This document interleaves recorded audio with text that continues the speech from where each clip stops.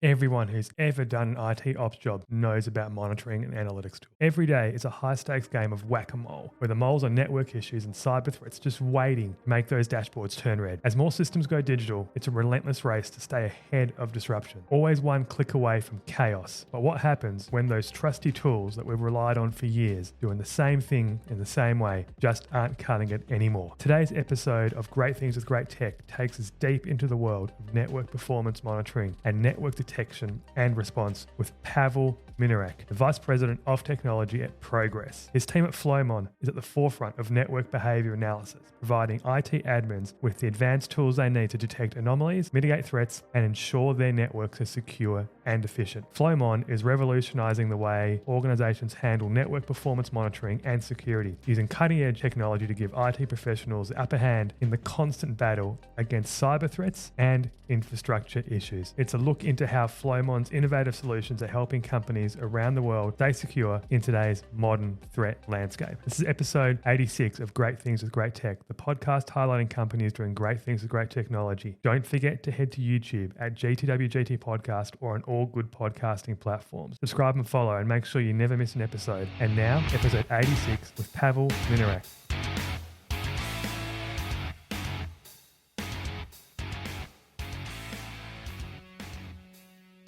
Hey Pavel, welcome to episode 87 of Great Things with Great Tech. It's great to have you on here. And before we get into this whole history of Flowmon, which is interesting, and today we've got Progress, we've got Flowmon. I'm super interested in finding out about the history. Give a little bit of background about yourself. Firstly, where you grew up. I think it's good to sort of talk about lineage. I think you're in Prague. I love Prague, Czech Republic. Great country, great city. But give a little background about yourself firstly before we get into the ins and outs of Flowmon and Progress. Hi, Anthony. Sure. Thank you for inviting me. So my background is I feel like being in IT since forever. Thanks to my father, I got access to this interesting technology since I started to visit elementary school. My father was a university teacher, so he got very early access to this technology. So I've started to write code with my friends, and even before going to university, I was already building and selling software to some companies and organizations who required something to be developed for their specific purpose. During the university study, I took a job of an IT manager in fairly large organization. So that's where I got my experience with enterprise IT. And just by the end of the study, I was offered a very interesting opportunity, very interesting project to work on, which ended up to be Flowmon Networks. Wow. Okay. So you mentioned, I'm intrigued always in the background and, in entrepreneurship of making your own software even before you were through your university. Was that just for local businesses within where you were growing up, or was it friends and family? I mean, I sold computers at university. I was known as the computer guy who always supplied everyone's computer for all their projects until one day a hard drive crashed and someone's projects got completely wiped and then no one bought for me. But that's another story. But, what were the nature of the programs that you were creating back in the day? Yeah, my customers were, I would say, small and medium-sized businesses across Czech Republic. And I focused on custom software development, and I also focused on the computer networks. So I was able to build them a network equipped with routing, switching, firewalling. So these essential technologies to operate the network. Yeah. So you hold a PhD in informatics from Masaryk. Is it that how you pronounce it? Masaryk University. Masaryk Uh, University, yeah. there you go. Got it right. That's very good. And you also your background is network behavior analysis and cybersecurity. So give a little bit of detail about that. Is that still something that you hold on to? Is it something that you still practice? I mean, where did you sit and where did you come out from after university? So this is tied to Flowmon networks. So we started the so-called Flowmon anomaly detection system as a research and development project where Okay. we basically invented a couple of detection techniques that were not looking for specific signatures inside of the packets, but were looking at specific behavior in the network, which is way more stable and is able to discover also unknown threats or zero-day attacks. And based on that university work, we licensed and transferred the results of research and development into Flowmon. And we built and released our Flowmon ADS, the anomaly detection system, in 2009. So the PhD thesis is basically tied to this work Wow. that dates back to, I think, starting 2006. Okay. I'm intrigued how that works because if you're doing it as part of a university PhD and research, and I assume you got funding for that as well, and that there was that sort of thing. How does that transform into an entity or a company? I'm intrigued in that, or is there a few steps along the way to make it become something that you can take as an enterprise?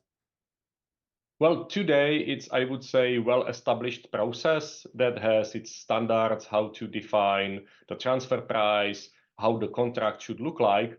But going back to 2009, for example, we were pioneers of doing these technology transfers. So we were discussing with the university representatives how to do it right, how to do it fair. Okay. You need to sign a contract and you need to, of course, pay university the right price, either in a one-time license fee or Hmm. some percentage of the future business coming from this new product. It really depends on what type of product you're building, in which stage you are with that product. If you deliver something completely new to the market, you can have some percentage for the university. If it's an innovation of something which is well established on the market, you probably go for a one-time fee. Yeah, and okay, yeah, I understand that. And how does that compare to say something that would be say open source or because obviously there's an element of the university sunk some cost into you and into the research. So I guess the university is looking for a bit of a payback on that. But is there an option to open source that sort of stuff as well? Is that track that you Yes, can take? it depends on the terms and conditions of these specific research projects.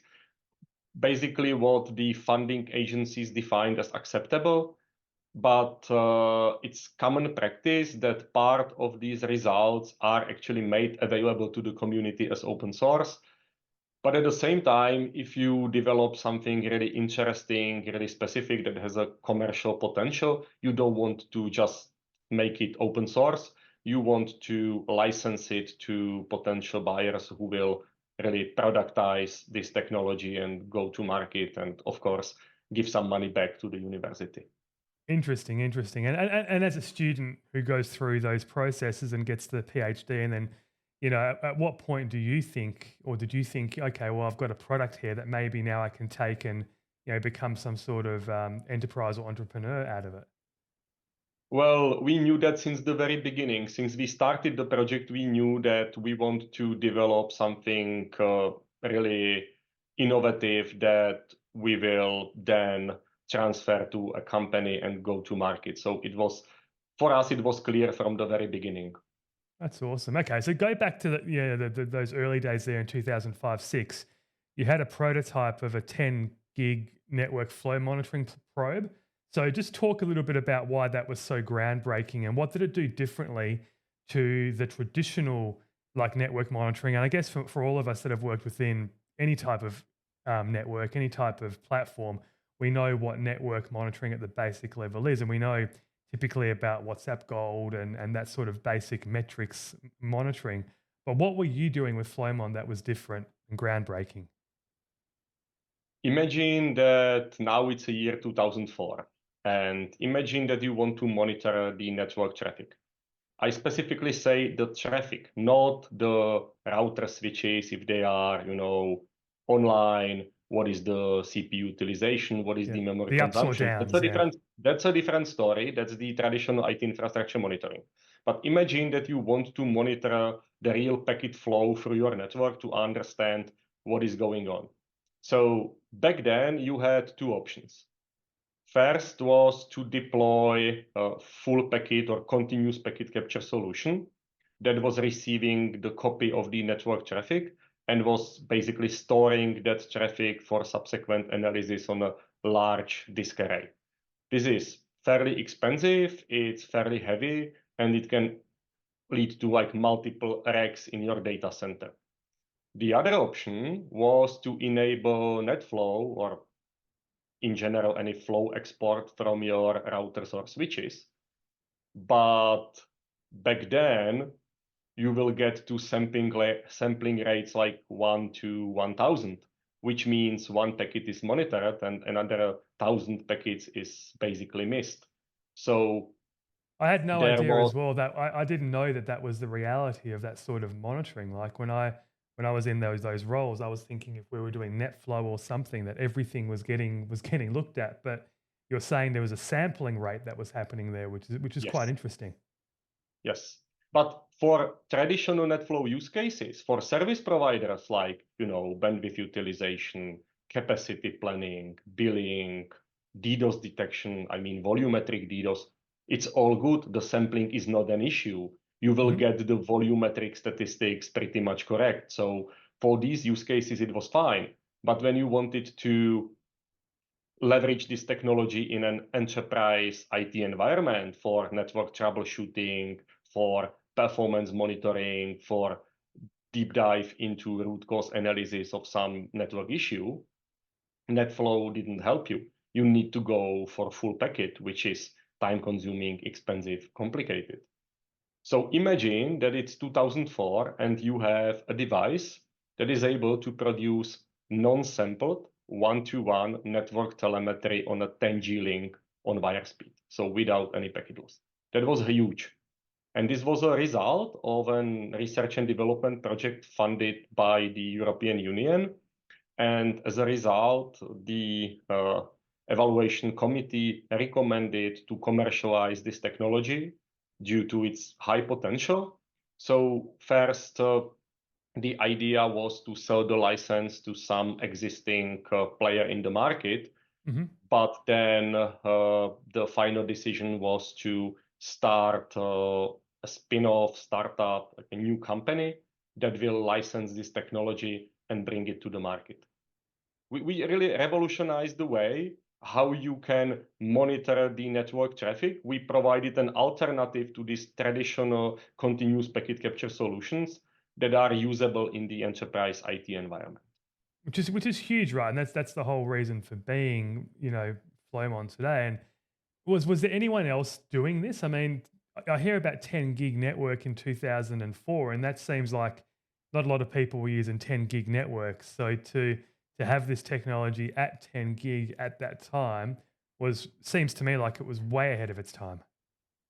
Yes, it was. And it was also, I would say, a commercial issue when we started the company because there was no buyer for 10G wire speed. They I was needed going to say, 1G. who's doing it? Yeah, who's doing it? Yeah. So, so we very quickly realized that we need to scale down. So we came with an alternative that was focused on monitoring 1G bandwidth that was way easier and cheaper to build because it was purely software solution.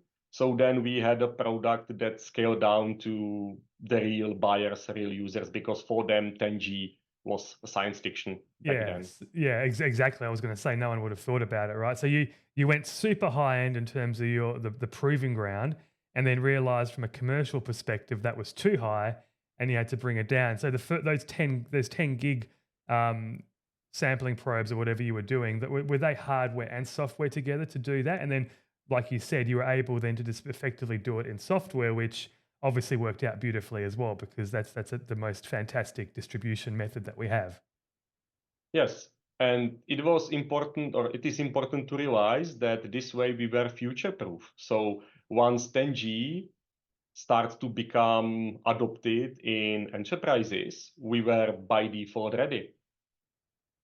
That's right. So this whole area, this is network detection and response, or NDR. So talk a little bit about that versus what we had traditionally, say, with what NetFlow did or what WhatsApp Gold was. What's the biggest difference when we talk about network detection and response, which is what I believe Gartner and those guys sort of talk about it as today? Actually, what is beautiful is that it's not only NDR, it's not only network detection response, but it's also NPMD, network performance monitoring and diagnostics. So imagine that you have a single source of truth about your network traffic, single data that you leverage for both network operations and security operations use cases. This is something we brought to the market like 2009 when we Mhm. introduced our NDR capabilities. So we were able to cover both areas from a single product, single user interface, all integrated and available for to facilitate cooperation between network engineers and security engineers. So that was another way how we, I would say, changed the market. Okay, and who were your first customers? What was the type of customers that you were? You mentioned service providers, I'm guessing telcos and whatnot. But what was your bread and butter in the early days in terms of who was, buying the software? Well, it's hard to identify a specific vertical because as the product is focused on the network traffic, the traffic is same in very different industries. It's Hmm. about measuring IP packets. And as I used to say, IP address in Czech Republic and in Japan is the same. You don't need different solutions for that. IP packets in a bank are exactly the same as IP packets in a government organization. Hmm. So we got our customers from all the different verticals, but it's important to realize some reasonable starting point. You need to have a network big enough that you are in a need of such a solution. So over time, we saw that I would say our sweet spot customer starts at like 500 employees plus minus.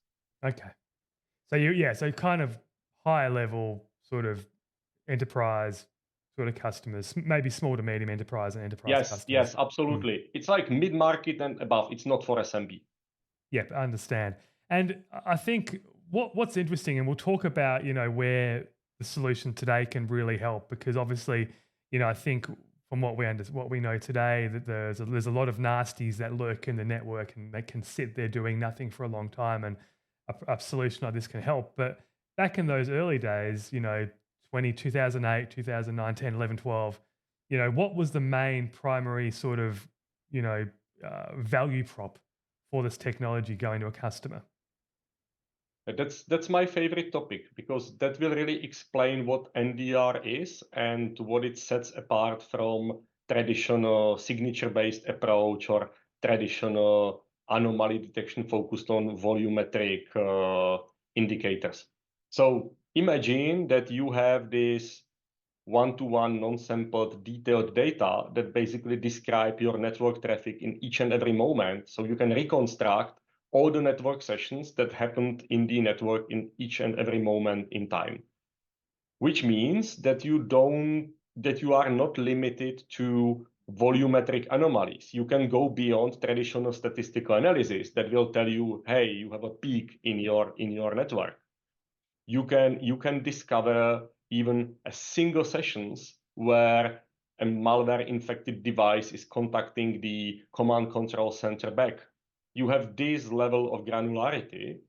So our value proposition was the ability to detect threats, anomalies, attacks that are hidden in the network traffic and that are not covered by traditional signature-based approach.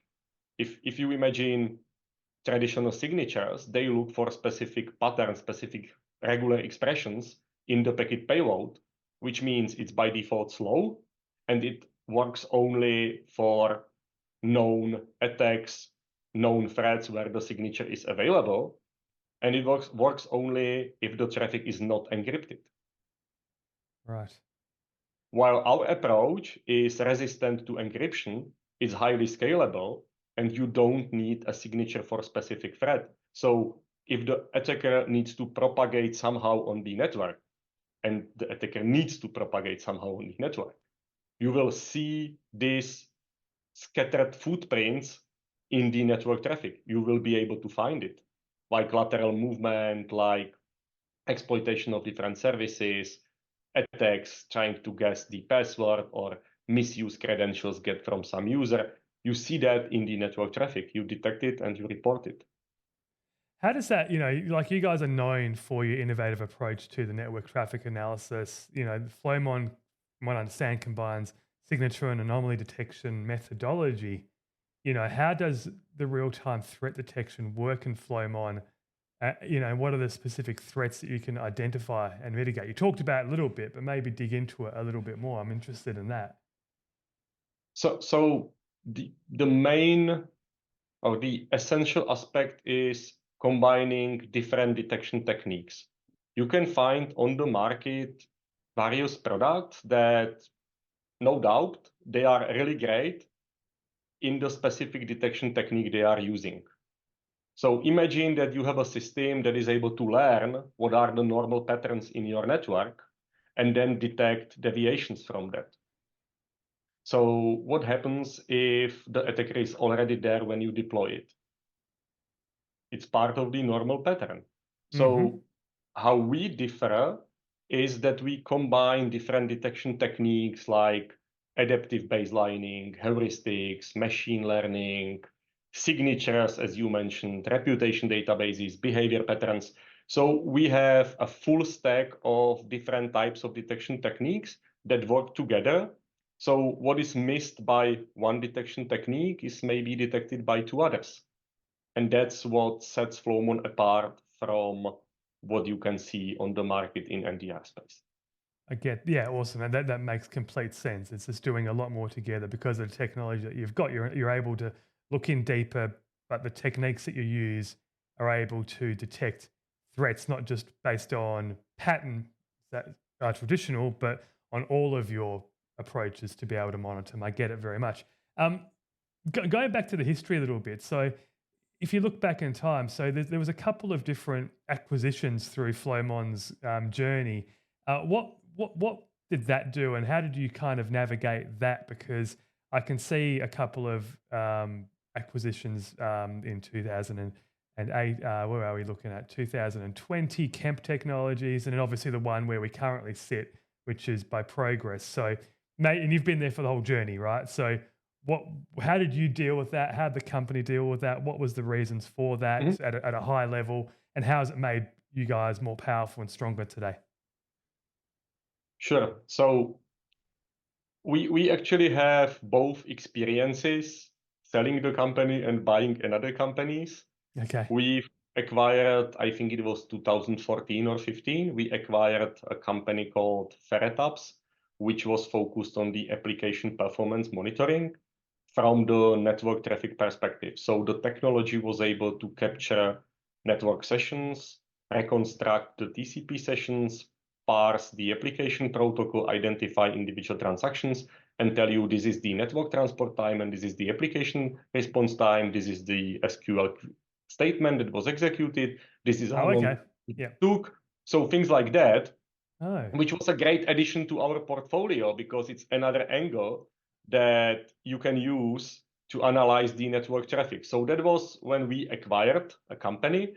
Now actually, it's part of our. just before you go forward, I think that's quite interesting because I do remember that VMware had a similar technology which I remember I was deploying, where you could actually see the script, the SQL scripts, and the time they were taking, and how much CPU and how much pressure and how much network time they were taking. So I remember that through the VM tools and through the analytics, you could actually see those queries. So I'm guessing it's quite similar technology to what you just described.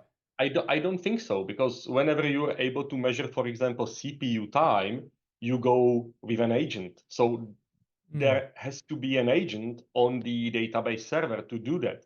We did it completely agentless, purely from the network traffic. So it was completely passive. It didn't touch the server. So we don't need to care if it's Windows or Linux or what is the version. We don't care. We just care about the network protocol as such. So even if let's say, even if the supplier doesn't let you install anything on the server, I don't care. I don't install anything. I will get it from the network. Yeah, that's interesting. Yeah, it just made me think about this moment in time that I remember being able to see SQL queries from the monitoring flow, and it sounded like similar technology, but obviously different. You know, VMware, they bought a ton of technologies back in the day. Anyway, go on after the acquisition, and then Mhm. you acquired, and then there was an acquisition of yourselves. Yeah. So let's fast forward to 2020. We were already building Flowmon networks for 13 years, and we were, European company with headquarters in Czech Republic, which is not the best starting point to do a business in the US, right? Mm-hmm. So the decision has been made by the company management and shareholders that it's probably time to find a partner that will help us to establish like true US presence. So we collected a couple of offers and we selected Camp Technologies as the best way going forward. In fact, the combination of a load balancer and I was going to NPM say, is interesting. Kemp did load balancers. I'm a load balancer dude. I love my load balancers being a service provider guy. And I remember the Kemp load balancers because I used to look at them versus the other ones that I was using. So I've just put in my head where the name Kemp came together. Very interesting. Yes.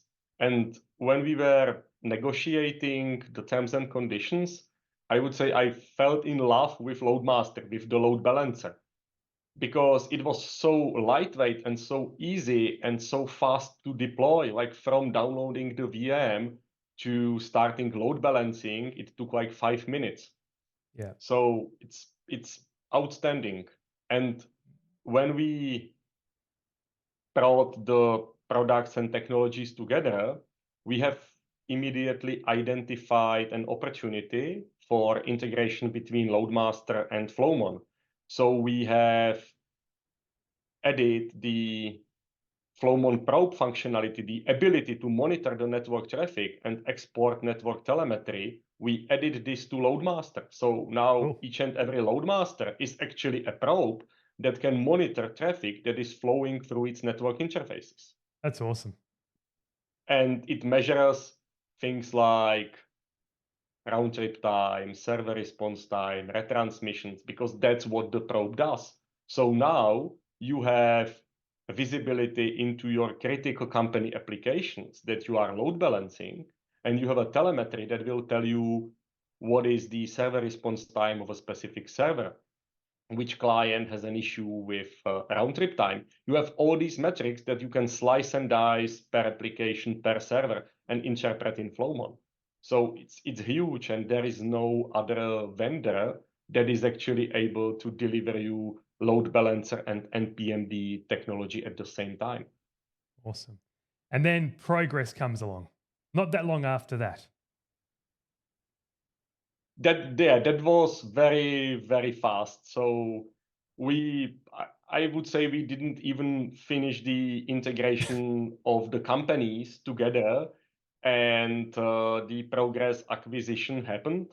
So I would say that as Camp acquired Flowmon, it became really interesting in terms of the market segment, in terms of products. So it was kind of expected that Camp will be acquired, but it happened in 1 year from the moment when Flowmon was acquired by Camp, and this way we became part of a large, well-known, and as well established IT company that is publicly traded on Nasdaq for like 30 years. Yes. So that was our journey, how we got to Progress. Yeah, and Progress has links to what we talked about earlier, WhatsApp Gold, and that's kind of all. Is that part of the Progress portfolio as well? So it's like you're almost coming full circle in terms of what was and you guys as the modern, Yes, and it's yes, all it coming is. together. Yeah, and you guys have integration into WhatsApp Yes, it is. as well. That's another very interesting story because a couple of years back, before Progress acquired Camp and Flowmon, Progress acquired Ipswitch, which is Okay, yeah. the original WhatsApp Gold company. Yes. So then we were now having together in a single company IT infrastructure monitoring WhatsApp Gold, NPMD and MDR Flowmon, which calls for an integration, which is, of course, what we did very quickly after the acquisition. I think like half year after the acquisition, we were able to release a new version of WhatsApp Gold that included integration with Flowmon using Excellent. Flowmon REST API. So now you can have your single pane of glass that will give you on a single dashboard consolidated information from IT infrastructure monitoring, network performance monitoring, and network detection response. Like the best of all worlds, basically. Yes, yes. Very good. And whenever you need to deep dive, you just go straight from WhatsApp Gold into Flowmon user interface to get more details about I the can specific see that. network That's computation awesome. or specific events. Yeah, well, very good. I'm sure there's some awesome demos of that online on YouTube and on your website. I might link to that in the show notes. So I want to spend the last sort of, I think 10, 9 minutes talking about, the modern use case. We talked about how you started and what you were, really setting the company up for and the technology for. But today, I think it's even more required, right? And there's obviously, we've got a linkage between Progress, Flowmon, and Veeam. At the moment, we have a great integration that we've come between the two companies. But I think rather than talking about that, give me your sort of outlook on where the technology can be best used today with the threat landscape that exists within cyber, malware, ransomware, and just Mhm. people wanting to do bad stuff within networks. It happens every day, right? So, how does Flowmon help in that world? I think this really didn't change since we started because we as IT professionals focus so much on preventing incidents Hmm. that we don't realize that once the prevention fails, and it's going to fail, we see it in the news every day, what we are going to do. So still way too many companies rely just on prevention. And when prevention fails, they don't have the second line of defense, which is early detection. You see statistics telling stories like average time of an attacker being active in a specific environment before being detected 100 days, 200 Yes. days. What if you can reduce it to 1 day? You won't be able to prevent it completely. That's Hmm. irrational thinking. But what kind of damage the attacker is able to do in 1 day compared to 200 days? Yep. What's he So not this able is, to get? What's he not able to learn? Because that's the biggest thing about an attack. Once someone gets in, they're learning about what they can attack, and then when they actually execute it, they've got every little piece that they need for a maximum impact event. But if you can stop that learning, then you're going to stop the amount of impact. To your point. yes, that's exactly what you need to do. You need to break the cyber kill chain as soon as possible. You need to find out that you're compromised. You need to be able to understand the scope of compromise so you can take some remediation steps. So how does that work? So give a very simplified example of where Flowmon has actually helped in this sense. Okay, I'll give you an example from a healthcare industry, which is fairly critical considering the data they are dealing with. So imagine this situation. One of our customers had a ransomware infection and they discovered it through Flowmon that notified the customer that there is a device in the network that is now encrypting X-ray images on the storage. So they were able to stop it in like 1 hour. So the amount of compromised images was low. They were able to recover it from the backup. and maybe 3 patients need to take the X-ray again, which is completely different story if the attack goes undetected. Plus, they were able to immediately identify which device in the network is actually the source of the infection. So they were able to take it down very, very quickly. So that's one very specific real example. And I And have does that, tons of those. yeah, oh, that's awesome. Does the software, I mean, one thing I like about the software as well, it's got a very nice intuitive interface, modern. I like the way that it presents itself out and the way you can deep dive and whatnot. Uh, do you work together with an MDR or an SDR solution from the security companies together? Is this how this works? Do you work together better, or are you guys sort of positioning as like you just said in that health example? Did they just have Flowmon, and was Flowmon just what they used to be able to detect that?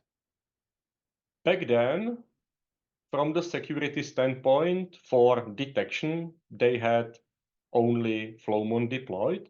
But of course, you need to think of other attack vectors. It's not only the network. Endpoints are exposed to a lot of Hmm. threats. So you should combine endpoint detection response with network detection response. And that's another I think important understanding or lesson learned. There is no single silver bullet. There is no single technology that Good point. will sort out your issues. So I don't like promoting and marketing these technologies like, okay, deploy this EDR and you are covered. Love that. Okay, so Yeah. what is your coverage? How many endpoints in your network are secure? All servers, Mm. routers, switches, printers, webcams, X-rays, or specific industry devices, forget about it. You won't install EDR agent there. So you need a combination of network and endpoint to get covered. Yeah. Very good.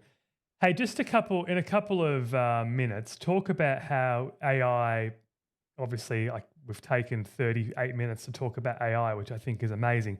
But is AI going to be fit into your? You've already said that you were using machine learning, but the Mhm. technology that exists today, how are you leveraging that to make your platform better, your system better?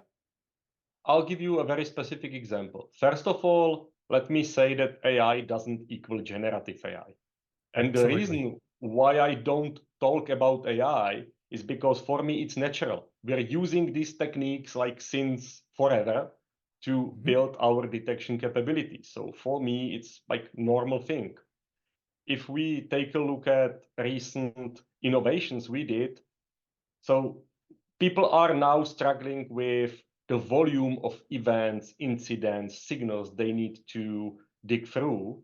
So we have built an layer in our system that acts like an, I would say, junior cybersecurity analyst that will sift Oh, through all the events and that will tell you, look at this device, its threat score is very high, or look at this device, its threat score jumped up from 20 to 65. Look at these new events that were detected. You haven't seen this before. It's new. Or look at this device. It's scanning all over the place. So it's an event summary that will shape your focus and it will give you starting points for your investigations. And we measured impact. So we measured that we were able to reduce time needed for an analyst to go through all these events by more than 50%. So imagine spending half of the time on going through your events based on an AI that is able to prioritize, summarize, and give you starting points of your investigations. and more, that's becoming the use case, right? It makes everything more efficient. The smarter that you get, like you're saying, you're taking a job that could have taken hours before. You're reducing it to half that time, and no doubt you're going to make that even better in the future. But obviously, what you're also doing is making everyone else's job more efficient by Yeah. leveraging that. And the key point is that that data is only going to get bigger and bigger. It's only going to get larger and larger. The more data is going to be flowing through the network as we get larger networks, bigger and bigger throughputs, all that kind of stuff. more systems online. So it's very important to have a network detection and performance diagnostics. It's important to have network detection and response, everything that Flowmon is. And I think it's a really great platform. And I think this has been a really great conversation to get the background of the company, how it started, and more importantly, how you've been there from the start. So, hey, thank you, Pavel, for being on episode 87 of Great Things with Great Tech. Thank you, Anthony. Thank you for inviting me. Hey, just as a reminder, thanks for listening into Great Things with Great Tech. Please stay tuned for more episodes where we continue to highlight companies doing great things with great technologies shaping our world. Don't forget to follow us on social media at G2WGT Podcast and follow and visit g2wgt.com for more great content on all past episodes. If you enjoyed this episode, make sure you subscribe to your favorite podcast platform and on YouTube. Please spread the word. And if you feel like it, drop a review. Tell your friends. Thanks for joining us, and we'll see you next time on Great Things with Great Tech.